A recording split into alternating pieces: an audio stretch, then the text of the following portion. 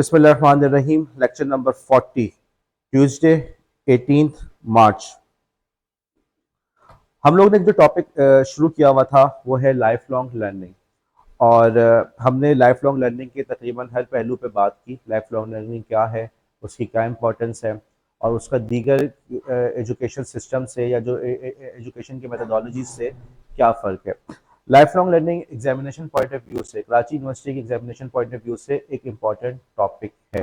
इस वजह से आपके लिए ज़रूरी है कि इस टॉपिक की मतलब तमाम पहलू आपके जहन में हो। आप जितना चाहे रट्टा लगा लें, जब एग्जाम देने जाएंगे चीज़ आपके जहन से निकल जाती हैं, लेकिन अगर चीज़ें समझी नहीं हो तो उनको अटैम्प्ट करना, उनका आंसर खुद लिखना इतना मुश्किल साबित नहीं होता। हमने लाइफ लर्निंग के बारे में बात की। हमने बात की कि ये वो है कि ठीक है, इसका आसान अल्फाज में तो यही मतलब है कि ज़िंदगी भर तालीम का सफ़र जारी रखो, लेकिन इसके लिए आपका सेल्फ मोटिवेटेड होना ज़रूरी है। ये जो तरीक़ाकार एजुकेशन का इसका स्ट्रक्चर्ड होना ज़रूरी है। हमने बात की कि मुख्तलिफ मज़ाहिब के अंदर लाइफ लॉन्ग लर्निंग की क्या इंपॉर्टेंस है। इसके अंदर बिलखुसूस हमने इस्लाम के हवाले से बात की।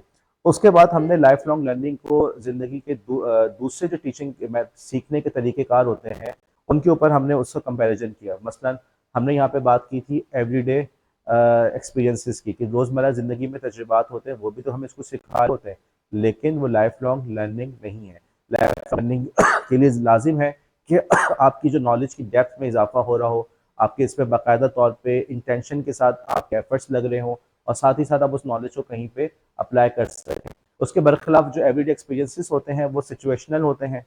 उसमें जो कुछ भी आप सीखते हैं वो सिचुएशनल होते हैं। वो सिचुएशन दोबारा आई तो आप उस नॉलेज को यूज़ कर लेंगे। किसी ने आपकी गाड़ी ठोक दी, आपने उस सिचुएशन को हैंडल करना सीख लिया। अब ये थोड़ी कि नेक्स्ट टाइम भी आप अगले दिन भी निकलते हैं, चलो यार आज भी कोई मेरी गाड़ी ठोके तो मैं जो हूँ उस वाले एक्सपीरियंस को या उस नॉलेज को यूज़ कर सकूँ। या ये रिएक्टिव होते हैं, किसी शख्स के बिहेवियर की बुनियाद पे या किसी सिचुएशन की बुनियाद पे आपने वो रिएक्शन दिया होता है। लाइफ लॉन्ग लर्निंग इससे बिल्कुल अलग चीज़ है।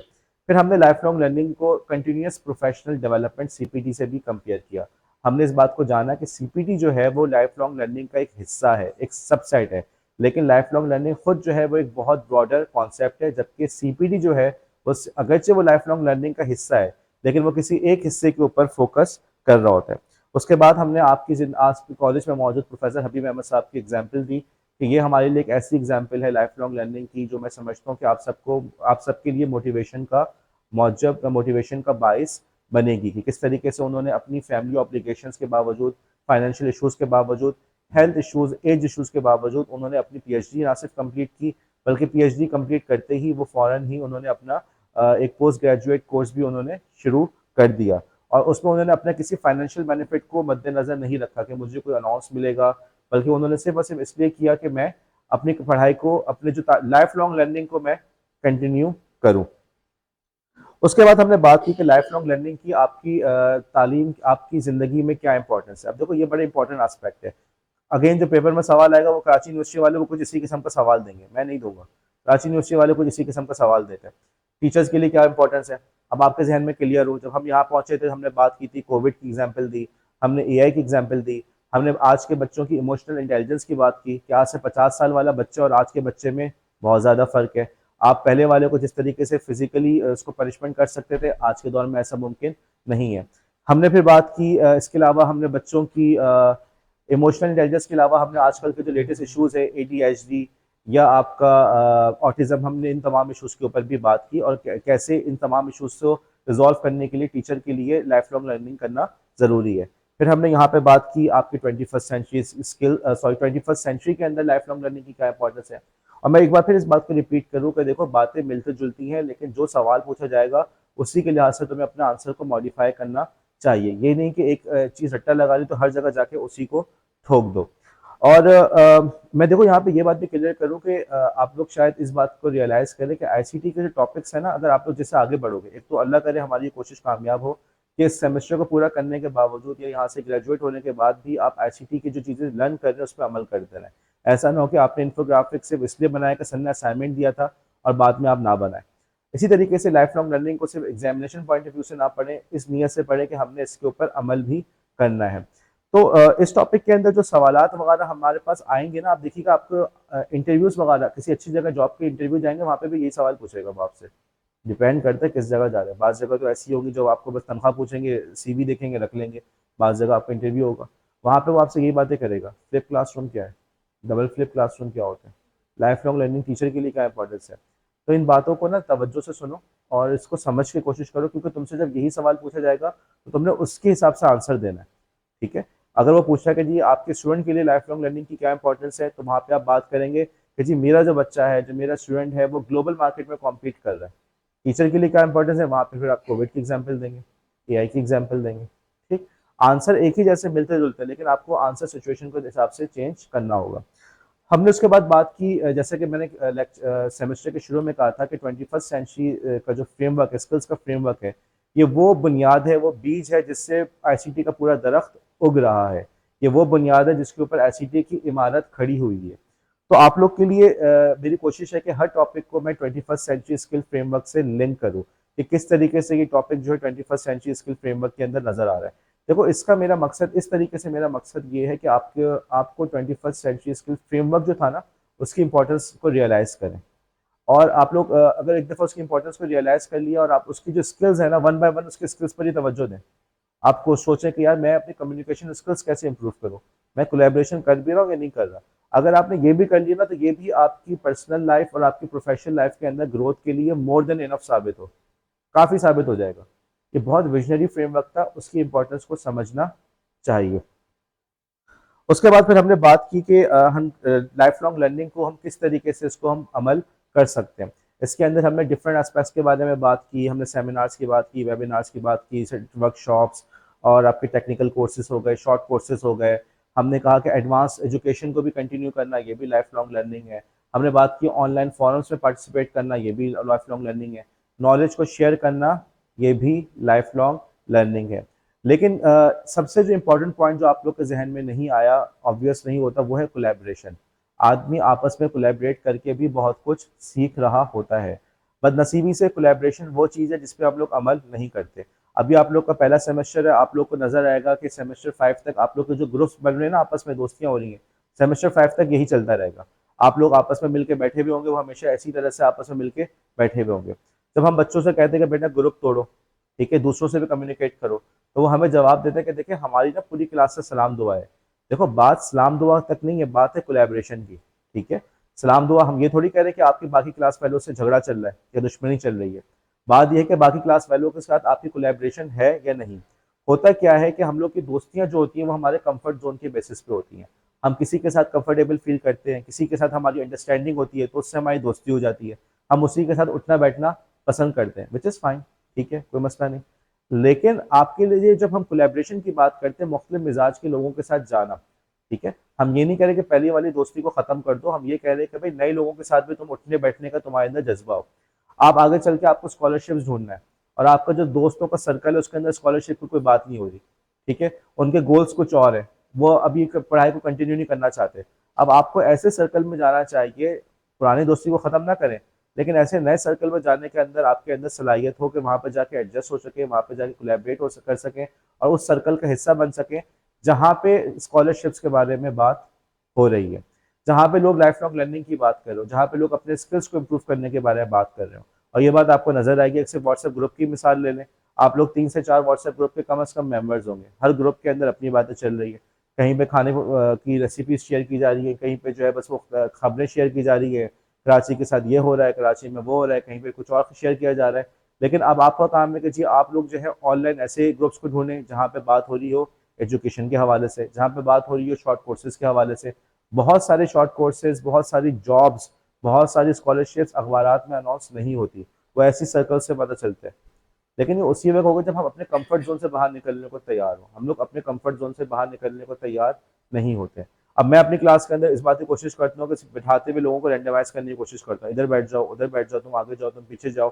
ठीक, तो इसका मकसद भी एक तरह से ये होता है, ठीक है, जाहिर सी बात है, अब स्कूल का जमाना तो है नहीं कि मैं आप लोग के ब्रेक में पीछे पीछे घूम रहा हूँ कि कौन ब्रेक में क्या कर रहा है। लेकिन अपने तौर पर जो हम कोशिश कर सकते हैं कि यार क्लास के अंदर ग्रुप्स ना बने। कल आप टीचर बने तो आप भी ऐसी बात को इंश्योर करें। सिर्फ ये कर देना काफ़ी नहीं है कि जी मेरी बच्चा बोले कि जी मेरी फला से दोस्ती है, मैं उसके साथ बैठूंगा। आपका काम है बच्चों को समझाना कि बेटा हर किसी के साथ मिलकर रहना सीखो, अपने कंफर्ट जोन से बाहर निकलो। इसी से बाहर निकलोगे तो तुम कोलैबोरेशन की सलाहियत पैदा होगी। कोलैबोरेशन की सलाहियत पैदा होगी तो खुद ब खुद तुम्हारी लिए लाइफ लॉन्ग लर्निंग आसान हो जाएगी। यहाँ मैंने एग्जांपल दी थी एआई के इंटरव्यू के हवाले से। जब मेरा इंटरव्यू हुआ तो बगैर तैयारी के मैंने एआई के सारे सवालों का सही जवाब दिया, और वजह सिर्फ और सिर्फ इतनी थी कि मैं ऐसे ग्रुप का हिस्सा था जहाँ पे काफ़ी एजुकेटेड लोग मौजूद थे, और वो इन्हीं सब मामलात के ऊपर बात करते रहते थे। तो उनके साथ उठते बैठते ही मैंने बहुत कुछ सीख लिया। लेकिन ये उसी वक्त होगा जब हम आपस में कोलैबोरेट करने को, अपने कंफर्ट जोन से बाहर निकलने को तैयार होंगे। हमने बात की कि लाइफ लॉन्ग लर्निंग के अंदर प्रैक्टिकली क्या चैलेंजेस हैं, और हमने काफ़ी सारे चैलेंजेस को हमने डिस्कस किया था। उसके बाद फिर हमने बात की कि यार इन चैलेंजेस का कोई सोल्यूशन है भी या नहीं है। और यहाँ पे हमने इस बात को रियलाइज़ किया था कि जी चैलेंजेस से नबर्द आजमा होने के लिए सबसे जो इम्पोर्टेंट चीज़ है वो किसी रोल मॉडल को होना। अगर आपके सामने कोई रोल मॉडल होगा तो आपके जो मेंटल बैरियर होता है वो खुद ब खुद ख़त्म हो जाता है। यहाँ पे हमने 4 मिनट रूल की बात की थी कि कई सदियों तक लोग कोशिश करते रहे कि जी एक मील का फासला जो है वो दौड़ के 4 मिनट से पहले पहले अबूर कर ले, लेकिन कोई नहीं कर पाया। लोगों ने ये समझ बैठे कि जी ये तो इंसान के लिए फिजिकली पॉसिबल ही नहीं है। इन द एंड 1954 के अंदर रॉजर बैरिस्टर साहब ने इस रिकॉर्ड को तोड़ा, और उन्होंने तोड़ा, कितना तोड़ा, मतलब 1 सेकंड भी कम नहीं कर सके, वो पूरा 1 सेकंड भी नहीं कर सके। उन्होंने 4 मिनट के बजाय 3 मिनट 59.4 सेकंड, ठीक है, 59.4 सेकंड में कवर किया है, पूरा 1 सेकंड भी नहीं था। लेकिन जैसे ही उन्होंने इस रिकॉर्ड को तोड़ा तो पता चला कि जी 2 महीना पूरा होने से पहले पहले एक दूसरे साहब ने उस रिकॉर्ड को 2 सेकंड से तोड़ के दिखा दिया। वो रिकॉर्ड जो सदियों से नहीं तोड़ा जा रहा, एक शख्स ने 1 सेकंड से भी कम, 1 सेकंड से भी कम में तोड़ दिया, तो उसकी लोगों के जहन से मेंटल बैरियर दूर हो गया।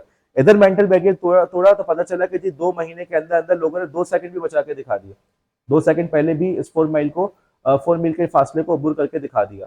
और इस वक्त जो लेटेस्ट रिकॉर्ड चल रहा है वो चल रहा है 3 मिनट 43.13 सेकेंड, ठीक।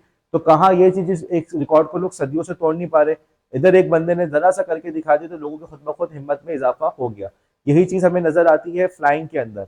जो हमारे राइट ब्रदर्स ने पहला एयरप्लेन इजाद किया था, तो वो कोई इतना कोई बहुत जबरदस्त प्लेन थोड़ी था, ना वो कोई ऊंचा उड़ा, ना वो बहुत दूर तक गया। तो आप यूँ समझेगा एक मैदान में थोड़ा सा ऊपर उठ के बस चला गया। लेकिन उधर उसने इस बात को प्रूव कर दिया कि भाई फ्लाइंग, इंसान के लिए फ्लाई करना पॉसिबल है, एयरप्लेन बनाना पॉसिबल है। ये कहीं आपको नजर आने लगा कि चंद दिहाइयों के अंदर ही आपके पास जो है इंटर कॉन्टिनेंटल फ्लाइट्स का जमाना शुरू हो गया। लोग पैसिफिक ओशन, दुनिया का सबसे बहुत बड़ा, मेरे ख्याल में सबसे बड़ा ओशन है, तो पैसिफिक ओशन के आर पार फ्लाइंग स्टार्ट हो गई। बात क्या थी, सिर्फ एक बंदे ने, दो भाइयों ने बस इतना करके दिखा दिया कि भाई इंसान के लिए फ्लाई करना, उड़ना पॉसिबल है। जब ये दिखा दिया तो बाकी जो बाकी लोग थे खुद ब खुद उनके जो मेंटल बैरियर टूट गया, और नई नई इनोवेशन होना स्टार्ट हो गई। और आप देखेंगे एक सदी भी पूरी नहीं हुई थी, एक सदी भी पूरी नहीं हुई थी और हम जो है चांद तक पहुंच गए। बात यही होती है कि जब एक दफा मेंटल बैरियर जहन से निकल जाता है तो हमारे लिए काम करना आसान हो जाता है। अलबत्ता हमें अपनी जिंदगी के अंदर रोल मॉडल्स ढूंढने पड़ते हैं। हमारे मिजाज जो है कुछ नेगेटिव है, हम हर वक्त दूसरों की खामियां ढूंढते हैं। हमारे माशरे का मिजाज भी कुछ ऐसा ही है। अगर आप गौर करें तो आपको पाकिस्तानी माशरे के अंदर कोई भी बंदा ऐसा नजर नहीं आएगा जिसको रोल मॉडल कह सके। स्पोर्ट्स के बंदे की बात करो वो कंट्रोवर्शियल हो गया, राइटर्स की बात करो कंट्रोवर्शियल, शायरों की बात करो कंट्रोवर्शियल। कोई भी शख्स को छोड़ा ही नहीं है कि उसको हम कह सके जी रोल मॉडल है। हमारा मिजाज ही कुछ ऐसा बन गया कि हम हर शख्स की खामियां निकाल रहे होते हैं। हम माशरे को तो नहीं बदल सकते, अपने आप को बदल सकते हैं। हमें चाहिए कि हम आसपास के अपने लोगों के अंदर पॉजिटिव चीज़ों को ढूंढें। और बहुत आसान तरीका है, मैंने सर हबीब अहमद की एग्जाम्पल दी और आप जवाब में ये कहें कि जी सर मतलब उनको तो फला फला फेवर हासिल था, फला एडवांटेज हासिल था। बात ये कि आप उनसे क्या सीख सकते हैं, बजाय इसके कि आप उनको नीचे गिराने की कोशिश करें या उनकी खामियां ढूंढने के, आप ये कोशिश करें हम उनसे क्या सीख सकते हैं। ये करेंगे तभी आपको जिंदगी में रोल मॉडल मिलेंगे, वरना परफेक्शन तो आपको कभी भी नहीं मिलेगी। आसफा, परफेक्शन तो आपको जिंदगी में कभी भी नहीं मिलेगी। हमें इशूज़ के बारे में बात की, टाइम कंस्ट्रेंट की बात की, जहाँ पे हमने बात की कि जी आप टाइम मैनेजमेंट को सीख सकते हैं। और यहाँ पे एक बड़ा इंपॉर्टेंट पॉइंट ये बताया कि स्कूल लाइफ में, कॉलेज लाइफ के अंदर आपके पास एक चंक ऑफ टाइम होता है। वालदेन आपको कहते हैं कि जी बेटा इतने वक्त जो है हम तुम्हें फारिग कर रहे हैं, तुम पढ़ लो। ना भी कहें तो भी अमलन यही सूरत हाल होती है। प्रैक्टिकल लाइफ के अंदर ऐसा नहीं होता। घर में अगर बच्चे हैं तो बच्चा ये सोच के बीमार नहीं होता कि आज अब्बू बिजी हैं, अम्मी बिजी हैं तो बीमार ना हो, वो अपने हिसाब से बीमार होता है। अब आपके लिए ज़रूरी है कि इन्हीं इश्यूज़ के साथ आपको जो एक कंटिन्यूअस, जो आप एक चंक ऑफ टाइम चाह रहे होते हैं ना कि जिसमें कोई आपको डिस्टर्ब ना करे, वो कभी नहीं मिलने वाला। वो बचपन की एक लग्जरी थी जो वालिदैन ने प्रोवाइड की थी, वो लग्जरी का ज़माना चला गया। अब ज़रूरी ये है, अब हमने ये करना है कि भाई हम अपने कामों को, बड़े से काम को छोटे छोटे स्टेप्स में डिवाइड करें। रोज़ाना बस एक कदम चल रहे हैं, रोज़ाना एक कदम भी चल लेंगे तो इंशाल्लाह ताला आप पहाड़ भी अबूर कर लेंगे। लेकिन अगर वो सोचते हैं ना कि जी पहले की तरह हमें फुर्सत मिल जाए, वो कभी नहीं मिलने वाली। ओके। अच्छी तरीके से हमने फाइनेंशियल लिमिटेशंस की बात की, फाइनेंशियल इश्यूज होते हैं, अब उसके ऑल्टरनेट्स हैं, स्कॉलरशिप ढूंढ सकते हैं। आप किसी जगह पे कोई पार्ट टाइम जॉब ढूंढ ली, आपने अपने एक्सपेंसेस को कंट्रोल करने की कोशिश की, फ्री कोर्सेज ढूंढे।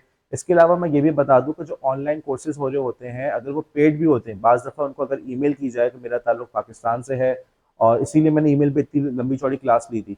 ईमेल करना कितना ज़रूरी है, तो ईमेल करना आना कितना ज़रूरी है, तो अगर आप उनको ईमेल करते जी हमारा ताल्लुक पाकिस्तान से, हमारी फॉरेन करेंसी का हमारा जो रेट चल रहा है वो यूँ है, एक्सचेंज रेट यूँ है, तो वो अमूमन डिस्काउंट दे देते हैं। एक साहब थे जिन्होंने कोर्स एरा पे कोर्स किया। अब कोर्स एरा पे कोर्स में ये था कि जब सर्टिफिकेट का मौका आता है तो वो पेमेंट मांगते हैं। उन्होंने उनको ईमेल की कि जी मैं पे नहीं कर सकता, मेरे घर के इश्यूज़ हैं और इसके अलावा मैं पाकिस्तानी भी हूँ, करेंसी बहुत हमारे, डॉलर जो है बहुत महंगा है हमारे लिए। पता चला कि उन्होंने उनको दे दिया सर्टिफिकेट फ्री में। आज जो है वो एआई के ऊपर वर्कशॉप्स करवा रहे हैं उन्हीं सर्टिफिकेट की बेसिस पे। ठीक है। तो इसका मतलब ये हुआ कि आपके पास ये भी एक ऑप्शन है, आपके पास ऑल्टरनेट्स हैं, आप एक तरीके से इन मसलों को हल कर सकते हैं। हमने फिजिकल और मेंटल एग्जॉशन के हवाले से बात की कि फिजिकली हम थक जाते हैं, जहनी तौर पे थक जाते हैं। इसके सोल्यूशन यही है कि अपनी वर्जिश का ख्याल रखा जाए, मेंटल हेल्थ का ख्याल रखा जाए। फिजिकल हेल्थ के अंदर एक बड़ी ज़रूरी चीज़ है कि हम काम करते करते हर 30 मिनट बाद ब्रेक लें, थोड़ी सी चहलकदमी कर लें, वर्जिश कर लें। मेंटल हेल्थ के लिए ज़रूरी है कि हम इंफॉर्मेशन ओवरलोड से बचने की कोशिश करें। दुनिया जहाँ की खबरें हमारे लिए रेलिवेंट नहीं होती, लेकिन वो हमें थकाने का बायस बनती हैं। हमारा सोशल मीडिया, हमारा इंस्टाग्राम, हमारा टिकटॉक, हमारा यूट्यूब, ये चाहते हैं कि बस हम मोबाइल पकड़ के चिपके रहें, मोबाइल से बस चिपके रहें। ठीक है। लेकिन उसमें जो एक के बाद इंफॉर्मेशन जो आ रही होती है वो आपके लिए थकने का या आपके लिए नुकसान का बायस बन रही होती है, आप इस बात को रियलाइज़ नहीं कर रहे होते। अब वो उनका तो मकसद पूरा हो गया, उनका मकसद था कि आप मोबाइल से चिपके रहे, वो तो आप चिपके रहे। लेकिन आपको जब अपनी मेंटल हेल्थ पे फर्क पड़ रहा होता है, आजकल बहुत सारी थेरेपी में ये भी बताया जाता है कि आप सोशल मीडिया, इलेक्ट्रॉनिक डिवाइसेस का इस्तेमाल ना करें। आप कोशिश करके देखिएगा, कभी अपने घर के अंदर रमज़ान के अंदर रोज़ा रख रहे हैं ना, चलिए यही कर लें कि 2 दिन या 3 दिन जो है ना हम मोबाइल को इस्तेमाल नहीं करेंगे। कॉल आएगी तो ठीक है, इसके अलावा हमने ना व्हाट्सएप देखना है ना कुछ और देखना है। आप देखिएगा आपको अपनी मेंटल हेल्थ के अंदर वाज़ेह फ़र्क नज़र आएगा। हमारे यहाँ बाथ थेरेपी के अंदर, हमारे यहाँ नहीं, बाहर जो है थेरेपी के लिए ये भी रिकमेंड कर रहे होते हैं कि वो उनको ले जाते हैं शहर से बाहर, जो वहाँ के जो माउंटेन्स वगैरह होते हैं, ठीक है, और उनके पास किसी भी किस्म का इलेक्ट्रॉनिक डिवाइस अलाउ नहीं होता। तो वो चंद दिनों के अंदर ही उनकी शख्सियत में नुमाया तब्दीली नज़र आती है। वो जहनी इंतशार, वो परेशानी, वो डिप्रेशन, वो सब का सब दूर हो जाता है।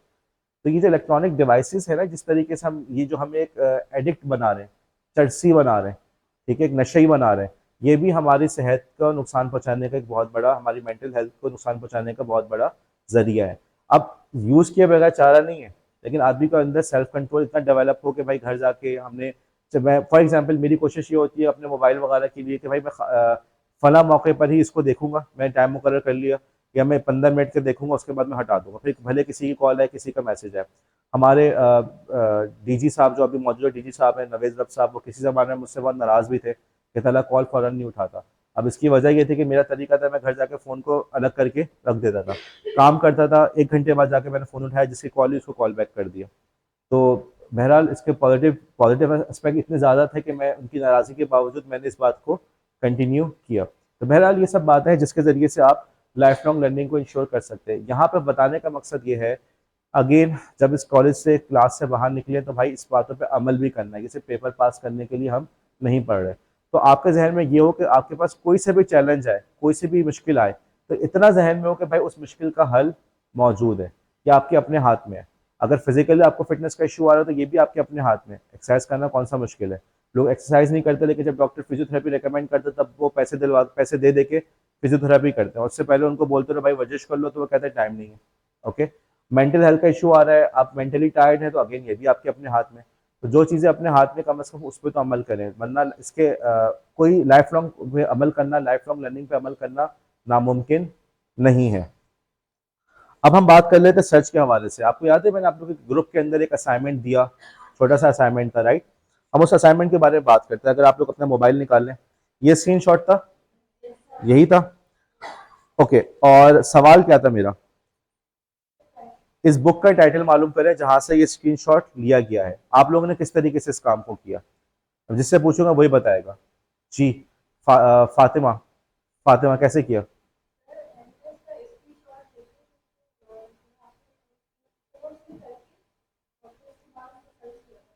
अच्छा देखो, यहाँ पे बाज लोगों ने सबसे पहली बात, किसी ने कौन कौन सी ऐप्स इस्तेमाल की सर्च करने के लिए, ऐप बताना। ठीक है, ओके, सबसे पहली बात, इस काम के लिए गूगल लेंस काफ़ी था। आप किसी और ऐप को भी यूज़ करना चाहें वो भी सही है, लेकिन फिलहाल फिलहाल for the sake of this class Google lens काफ़ी था। अब यहाँ पे कुछ लोगों ने ये गलती की कि उन्होंने स्क्रीन शॉट को ही इमेज, ज़्यादा मैंने सर्च बाय इमेज का ऑप्शन बताया था, इमेजेस को सर्च कर सकते हैं, उन्होंने इस इमेज को ही सर्च करना शुरू कर दिया। लेकिन देखो, इसका आंसर कभी नहीं आएगा। आप में से बाज़ लोगों ने ये काम किया है कि उन्होंने इमेज को ही सर्च करना शुरू कर दिया। देखो, ये आंसर नहीं आएगा, क्यों? क्योंकि आप खुद अपने मोबाइल पे एग्जांपल ले लो, आप लोग स्क्रीनशॉट ले, तो हर किसी का अलग अलग आता नहीं आता। व्हाट्सएप की चैट का स्क्रीनशॉट लो, हर किसी का स्क्रीनशॉट का साइज डिफरेंट होगा, हाँ या ना? उर्दू का फॉन्ट डिफरेंट होगा, ठीक? तो वो वाला इमेज तो आपको वैसे भी नहीं मिलना। डिस्कॉर्ड की चैट आ रही है, किसी के व्हाट्सएप की मिसाल ले लो, किसी की थीम कुछ और है, किसी की थीम डिफरेंट है। कोई डार्क वर्जन यूज कर रहा है, कोई लाइट वर्जन यूज कर रहा है, लाइट थीम यूज कर रहा है, तो इसका मतलब है सबके स्क्रीनशॉट डिफरेंट आएगा, तो वो स्क्रीनशॉट आपको तो वैसे भी नहीं मिलना। अब देखो, ये किताब का उसका स्क्रीनशॉट है किताब का। अब देखो, ये भी उसी की, वही बिल्कुल वही पैसेज है, उसी किताब का वही वाला पेज का स्क्रीनशॉट है, लेकिन देखो दोनों स्क्रीनशॉट में कितना फर्क है। ठीक है, आगे बढ़ो, ये भी वही स्क्रीनशॉट है, देखो साइज में फर्क है, कलर में फर्क है, फॉन्ट में फर्क है, तो सर्च बाय इमेज वाला ऑप्शन नहीं चलने वाला था। ठीक है, ये तो पहली बात होगी। हमें करना क्या था, गूगल लेंस में खोला। अब गूगल लेंस के अंदर OCR मौजूद है, वो इमेज को टेक्स्ट में कन्वर्ट कर लेता है। इमेज के अंदर टेक्स्ट होता है, उसने टेक्स्ट में कन्वर्ट कर दिया।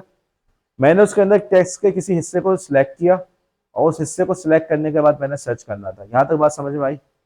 अब समझ में आया कि आप लोग गलतियां कर रहे थे, सर्च बाय इमेज ने नहीं चलना था। देखो, एक चीज पता चल गई तो इसका मतलब ये नहीं कि हर जगह तुम जाके हथौड़े से, बस एक ही हथौड़ा हर जगह इस्तेमाल करो। ठीक है, अंग्रेजी का मुहावरा है कि हाथ में अगर हथौड़ा हो तो हर मसला कील लगता है, बस हथौड़ा मारेंगे मसला हल हो जाएगा, लेकिन ऐसा नहीं होता। आपको सिचुएशन को देख के फैसला करना पड़ता है। तो स्क्रीनशॉट के लिए सर्च बाय इमेज वाला ऑप्शन सही नहीं था। हमने टेक्स्ट को कॉपी किया और उस टेक्स्ट को सर्च किया। अब मुझे बताओ, जैसे मैंने इसके अंदर तुम्हें नजर आ रहा है, द रिजल्ट्स फॉर एम्फेटिक, ठीक है, और इस वाले पूरे सेक्शन को मैंने सिलेक्ट करके, टेक्स्ट को सिलेक्ट करके मैंने सर्च किया। अब मुझे बताओ, सर्च मैं करूंगा तो विद कोट्स करूंगा, विदाउट कोट्स करूंगा? विद कोट्स, क्यों? एग्जैक्ट फ्रेज ढूंढ रहा हूं। मैंने इस एग्जैक्ट फ्रेज को लिया, the results were emphatic, the works of highest quality were all produced by the group rated for quantity, ठीक है। अब इसको सर्च किया, कुछ रिजल्ट आ गया। अब मेरा टारगेट क्या था, किताब का नाम ढूंढना था। इस सर्च रिजल्ट के अंदर कौन सा, कहां पे किताब के नाम का जिक्र हो रहा है? गुड रीड्स के अंदर। ठीक है, देखो टारगेट क्या था, किस किताब के अंदर, किस किताब से स्क्रीनशॉट लिया गया है। अब रिजल्ट तो बहुत सारे हैं, लिंक्डइन का आर्टिकल भी, लोगों ने लिंक्डइन का आर्टिकल शेयर किया है, लोगों ने कुछ और लिंक्स को शेयर किया हुआ है, लेकिन बात ये थी मेरे भाई कि हमने कहा था किस किताब से ये पैसेज को लिया गया है। तो किताब वाला लिंक कौन सा है? गुडरीड्स वाला, सेकंड वाला, सेकंड पे जो आपका लिंक आ रहा है। ठीक है, तो जैसे कि मैंने उस दिन में क्लास में बात की थी कि यार सर्च, आप लोग वो वाला जब आप लोग जैसे जैसे आगे बढ़ोगे, तो ऐसा नहीं है कि जो चीज़ आप चाह रहे हो एग्जैक्टली आपको उसका आंसर मिल जाएगा। आप लोग के लिए ज़रूरी है कि आप लोग चीज़ों को थोड़ा सा रिसर्च करना सीखो। ठीक है, चीज़ों की गहराई में जाके देखो। अब रिजल्ट आया तो आपने खट से लोगों ने लिंक्डइन का पहला वाला आर्टिकल, पहला वाला लिंक मुझसे शेयर करना शुरू कर दिया। ऐसा नहीं था, सवाल क्या था, किताब का नाम बताओ। ठीक है, इसी तरीके से उसी जो स्क्रीनशॉट था उसका मैंने एक फ्रेज लिया, दूसरा फ्रेज लिया, जो पहला वाला फ्रेज था ना, in their book Art and Fear David Bayles and Ted Orland tell the story of a ceramic teacher who. अब देखो, इस इतना सा पैसेज उठाया, कंप्लीट पैसेज भी नहीं है, इसको उठा के मैंने सर्च किया, अगेन मेरे पास रिजल्ट आया।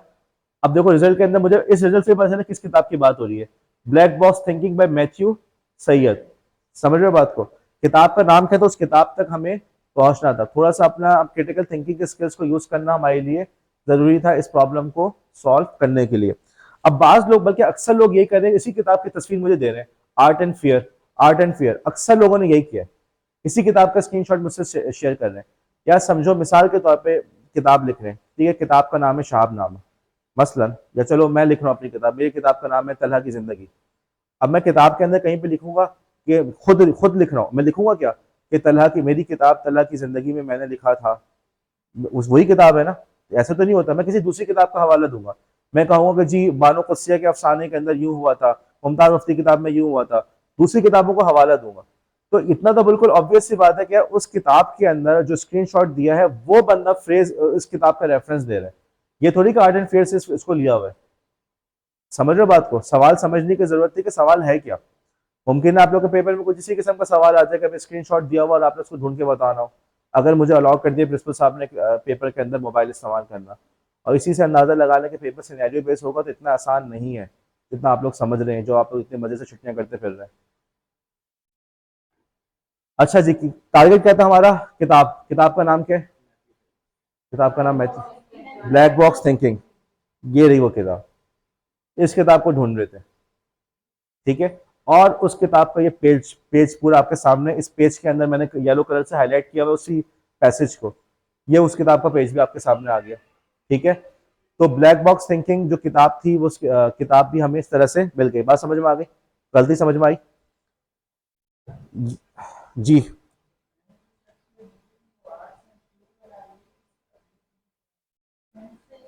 अभी मैंने यही वाली बात बताई है, अभी मैंने आपको यही बात बता रहा हूँ। आपने गूगल लेंस से खोल के उसके टेक्स्ट को सिलेक्ट किया, उस टेक्स्ट को फिर आपने डबल कोट्स के अंदर सर्च करना है, और बाज दफा आपको डिफरेंट कोट्स को यूज करना चाहिए। ठीक है, आपको एक पैसेज यूज किया, फिर दूसरा पैसेज यूज किया, दूसरा सेंटेंस यूज किया। समझ में आ रही है मेरी बात? आपको अगर याद हो, मैंने आप लोग से बात की थी कि जब सर्च बाय इमेज की बात हो रही थी, मैंने कहा कि यार आपने कोई डॉक्यूमेंट्री का कोई क्लिप देखा इंस्टाग्राम पे, अब उस डॉक्यूमेंट्री को ढूंढना है, तो उसके डिफरेंट स्क्रीनशॉट्स को आपने ट्राई किया। सिर्फ एक स्क्रीनशॉट से काम नहीं किया, डिफरेंट स्क्रीनशॉट को ट्राई किया कि ये वाला इमेज जो है किस मूवी में इस्तेमाल हुआ है। याद है वो जो हमने ब्रेकिंग बैड की एग्जाम्पल दी थी? तो यही चीज टेक्स्ट के अंदर भी है बिलाल, यही चीज टेक्स्ट के अंदर भी है कि आपने उस जो फ्रेज था उसके डिफरेंट आपने कॉम्बिनेशन को सर्च करके आप उस किताब तक पहुंचने की आपने कोशिश की। अब ये स्क्रीनशॉट आया मेरे सामने, ठीक है, इसको जरा सर्च करके बताओ कहाँ पे आया ये। क्या करोगे? सर्च बाय इमेज करोगे, जाके तस्वीर लोगे इसकी? क्या करोगे?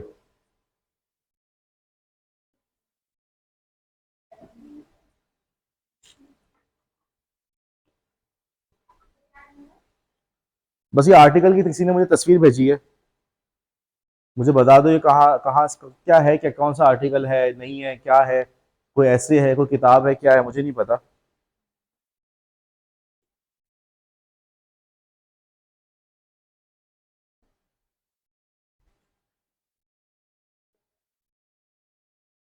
उमर वलीमे में आए हो? इतने गरीब।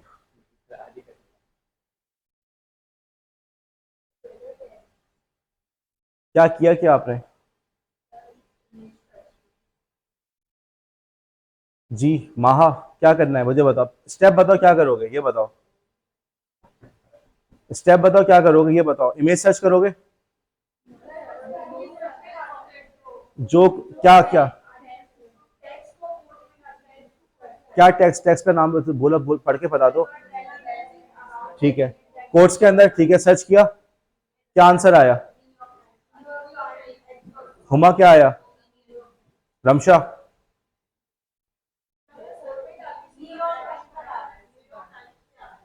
ओके, जिनके पास नहीं आया मुझे भी मोबाइल दिखा दीजिएगा।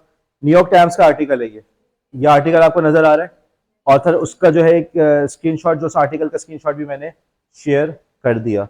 बहरहाल कुछ और हो ना हो कम से कम इतना तो क्लियर हो गया कि हमारे लिए सर्च करना सीखना भी कितना ज़रूरी है। वो चीज़ें जिसको आप ऑब्वियस लेते हैं, हम तो बचपन से गूगल इस्तेमाल कर रहे हैं, गूगल बना पहले था, हम पैदा बाद में हुए हैं, लेकिन आप देख लीजिए कि उसके बावजूद आपके लिए इस स्किल को सीखना कितना ज़रूरी है। ठीक है, बस मैं यहीं पे लेक्चर को ख़त्म कर रहा हूँ।